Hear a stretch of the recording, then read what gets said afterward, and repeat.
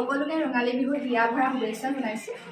আৰু আজি এই কাপোৰযোৰ যে মই পিন্ধি আছোঁ, এইযোৰ মোৰ মাৰ কাপোৰ হয়। আচলতে তেওঁ বিয়াত দিছিলে, আবাই দিছিলে, মানে বিয়াত যিযোৰ মেইন ছেট দিয়ে কইনাক, সেই কাপোৰযোৰ হয়। আজি প্ৰায় 27-28 বছৰ হ'ল কাপোৰযোৰ পুৰণা, তো সেইকাৰণে মই পিন্ধিছোঁ। আৰু কাপোৰযোৰ মানে কি হ'ল, নিপিন্ধি অলপ বেয়া হৈ গ'ল। নহ'লে চাওকচোন কিমান ধুনীয়া।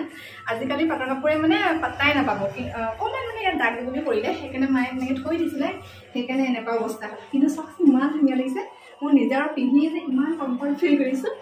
আৰু লগতে মোৰ নানীৰ ভাগৰ এখন বস্তু দেখাম। এইখন প্ৰায় আজি 60 বছৰ পুৰণামান হ'ব দেই, কাৰণ মোৰ মাৰ ওপৰতো 4-5জন আছে, জেঠাই মোমা এনেকৈ আছে নে, তো 60 বছৰমান হৈ যাব। নানীক মানে বিয়াত মানে নানীৰ জাকে দিছিলে, নানীয়ে কোৱামতে আৰু দেই, মোৰ ভুলো হ'ব পাৰে, নানীক জাকে দিছিলে নে মাকে দিছিলে এনেকুৱা।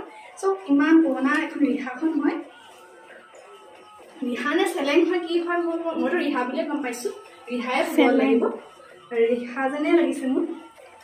চেলেং, নানীয়ে মোক চেলেং বুলি কৈছিলে, মই নানীক কৈছোঁ নাই এখন ৰিহাহে হয়।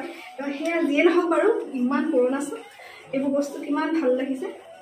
তো আজি মই সেই দুটা বস্তু, এটা হৈছে নানীৰ বিয়াৰ সময়ত আৰু এটা হৈছে মোৰ মাৰ বিয়াৰ, তো এই দুটা বিশেষ বস্তু মই আজি আপোনালোকৰ আগৰ কাৰণে এই ভিডিঅ'টো লৈ আহিছোঁ।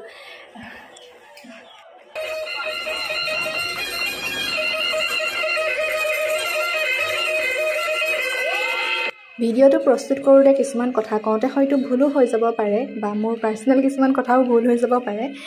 বাৰু যি কি নহওক, আজি হৈছে কোনো ধৰ্ম নিৰপেক্ষভাৱে আজি অসমীয়া জাতিৰ আজি উৎসৱ ৰঙালী বিহু।